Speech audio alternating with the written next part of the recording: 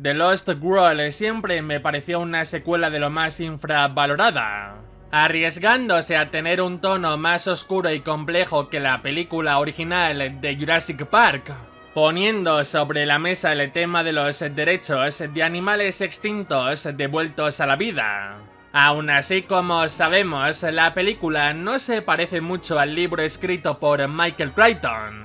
A ver, obviamente se parecen, pero a la vez no se parecen en absolutamente nada. Es algo curioso, la verdad. Esto ya había pasado con Jurassic Park, pero creo que con The Lost World se nota aún más. Steven Spielberg se alejó del material creado por Crichton. En este vídeo vamos a hablar sobre una muerte de lo más horrenda, violenta y sanguinaria que se desarrolla en la novela de El Mundo Perdido. Una muerte de un personaje que no aparece en la película, pero que sin duda merece ser contada. Y eso es lo que voy a hacer en este vídeo.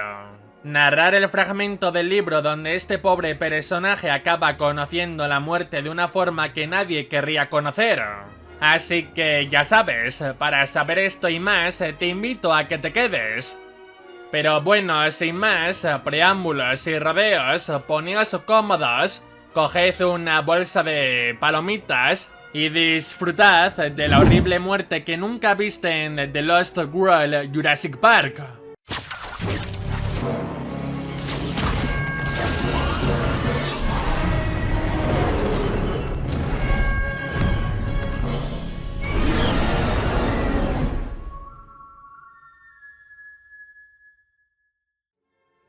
El personaje del cual vamos a hablar es Howard King, un biólogo y empleado de Biosyn.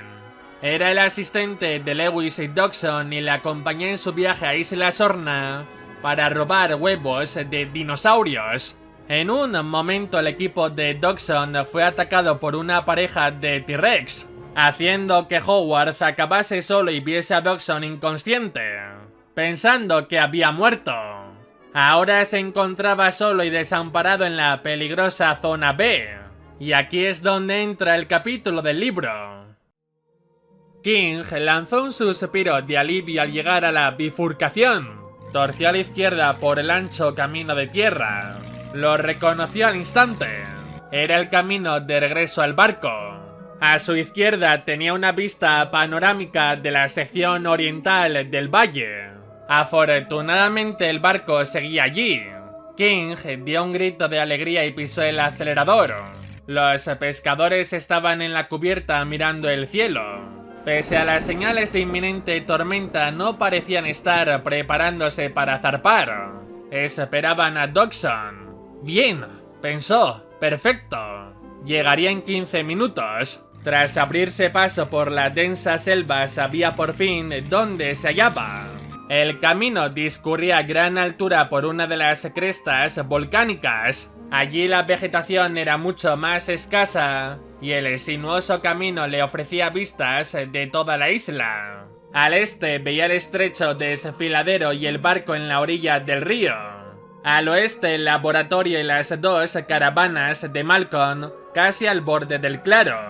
No habían llegado a averiguar qué demonios hacía allí Malcolm, pensó. Pero ya daba igual. King iba a marcharse de la isla. Eso era lo único importante.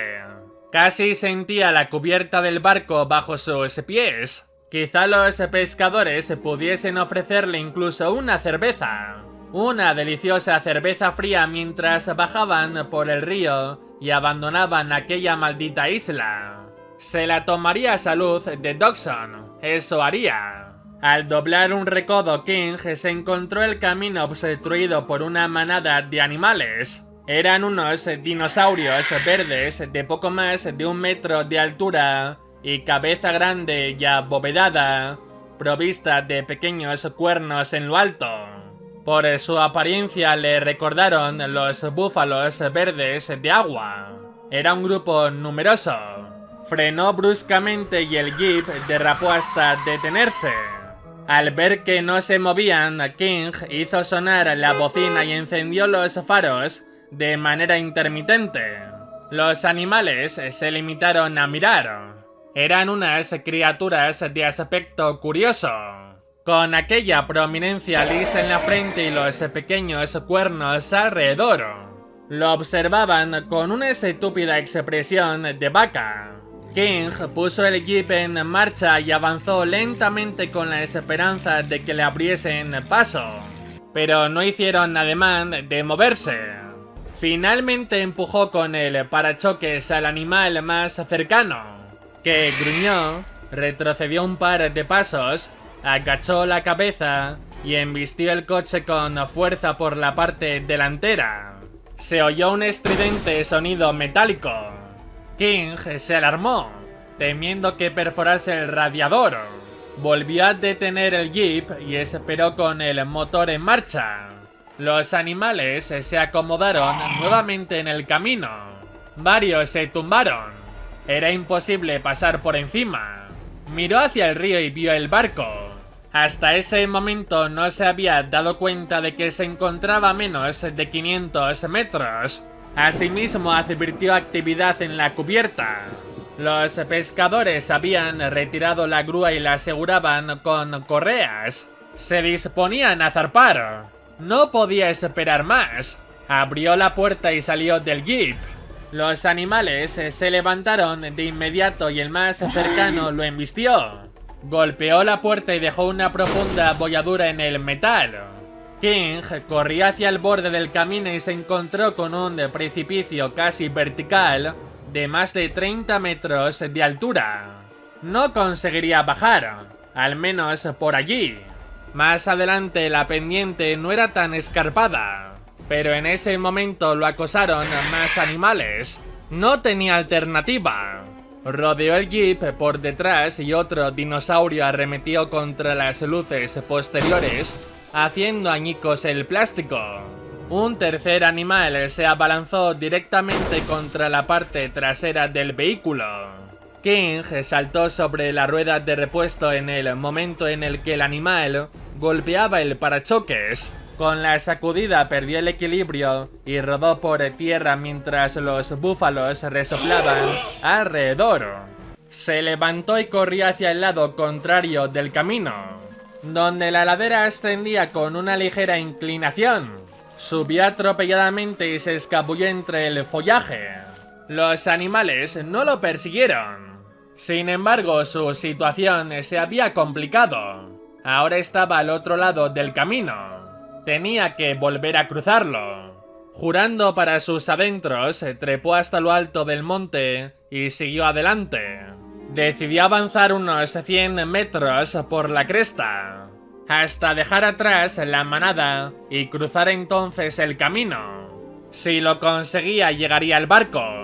Casi de inmediato se vio rodeado por una tupida selva. Tropezó, cayó por una pendiente lodosa y al levantarse no supo hacia dónde seguir. Estaba en el lecho de un desfiladero, rodeado de altas palmeras. El follaje era tan denso que apenas tenía unos metros de visibilidad en cualquier dirección. En un instante de pánico comprendió que se había perdido. Se abrió paso entre las hojas húmedas con la esperanza de orientarse. Los chicos seguían en la plataforma viendo cómo se alejaban los raptores. Thorn se llevó a Levin aparte y dijo en voz baja: ¿Por qué querías que viniésemos? Simple precaución, contestó Levin. Llevar a la cría a la caravana entraña riesgos. ¿Qué riesgos? No lo sabemos, respondió Levin, encogiéndose de hombros. Esa es la cuestión.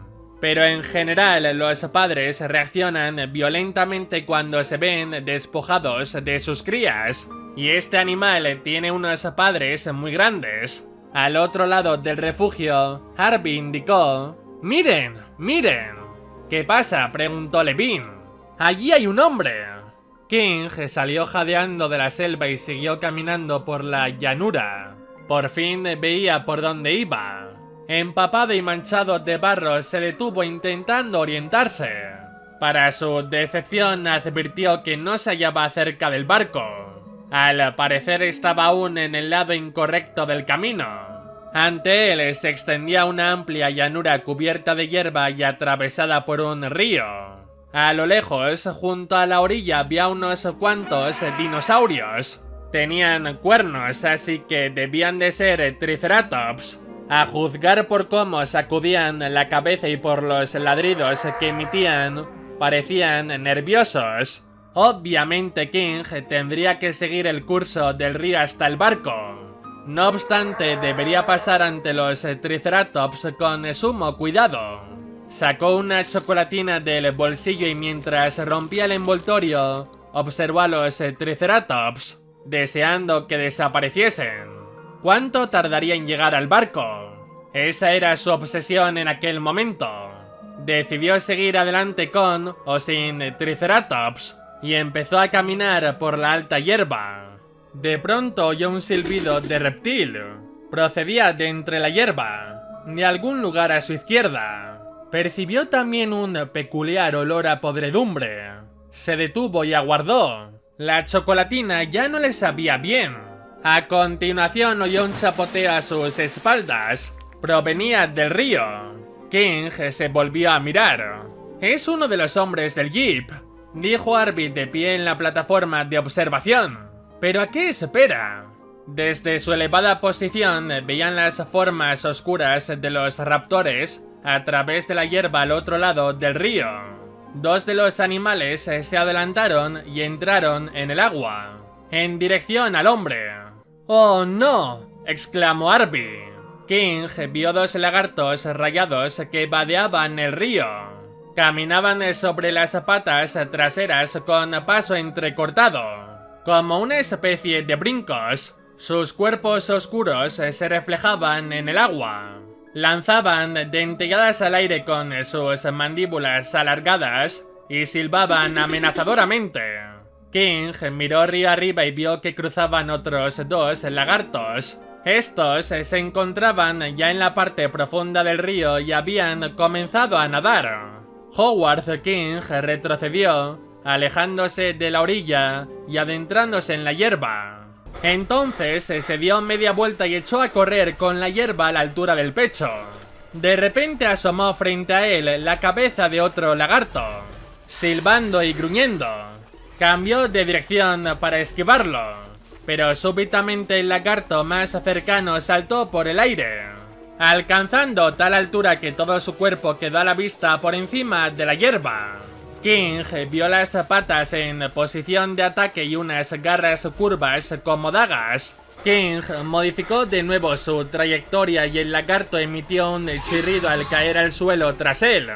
King siguió corriendo. El miedo le daba fuerzas. Oyó a sus espaldas los gruñidos del lagarto y aceleró aún más. Le separaban 20 metros de la selva. Vio árboles altos. Podía trepar a uno y escapar de aquellas terribles garras. Por la izquierda apareció otro lagarto avanzando en diagonal hacia él. King solo veía su cabeza sobre la hierba. El animal parecía moverse a una velocidad increíble. No lo conseguiré, pensó King, pero lo intentó. Jadeando con los pulmones ardiendo, hizo un último esfuerzo. Los árboles se hallaban a solo 10 metros. Se impulsó enérgicamente con brazos y piernas. Respiraba con dificultad. En ese momento notó un violento golpe por detrás y perdió el equilibrio. Sintió un dolor penetrante en la espalda y supo que eran las garras. Al caer a tierra intentó rodar, pero el animal lo tenía firmemente aferrado. Estaba inmovilizado boca abajo y oía gruñir al animal sobre él. El dolor en la espalda era insoportable. La cabeza le daba vueltas. Inmediatamente después percibió el aliento abrasador del animal en la nuca, y un terror extremo se apoderó de él. Cayó entonces en una especie de lasitud, una profunda y bienvenida soñolencia en la que todo adquirió un ritmo lento. Como en un sueño veía las briznas de hierba brotar de la tierra ante su cara. Las veía con lánguida intensidad. Y casi sintió indiferencia al notar el lacinante dolor que le provocaron las fauces calientes del animal al cerrarse alrededor de su cuello. Aquello parecía ocurrirle a otra persona. Él estaba a muchos kilómetros de allí. Experimentó un instante de sorpresa cuando oyó crujir los huesos de su cuello. Y luego solo hubo oscuridad. Nada. «No miréis», dijo Thorn, apartando a Arvid de la barandilla de la plataforma. Atrajo al chico contra su pecho, pero él lo empujó con impaciencia para ver qué ocurría. Thorn alargó un brazo para coger a Kelly, pero ella se zafó y siguió observando la llanura. Thorn repitió: «No miréis, por favor». Los chicos contemplaron la escena enmudecidos. Levine enfocó los prismáticos hacia la presa caída. 5 raptores rodeaban el cuerpo, desgarrándolo brutalmente. Uno de los animales arrancó la cabeza de un tirón, rasgando un trozo de camisa ensangrentada. Otro sacudió entre sus fauces la cabeza seccionada de la víctima y por fin la dejó caer al suelo. A lo lejos destelló un rayo, seguido de un trueno. Oscurecía y Levine empezaba a perder visibilidad. Sin embargo, resultaba evidente que cualquier organización jerárquica que existiese durante la caza perdía toda vigencia en el momento de devorar a la presa. Llegados a ese punto, cada animal campaba a su aire. Los enardecidos raptores brincaban y agachaban la cabeza mientras descuartizaban el cuerpo, y se producían continuos enfrentamientos entre ellos. Un raptor se irguió con algo marrón en las fauces, mascaba con una extraña expresión en la cara. De pronto se apartó del resto de la manada y sostuvo el objeto marrón cuidadosamente entre los miembros anteriores. En la creciente oscuridad, Levine tardó un momento en comprender qué hacía.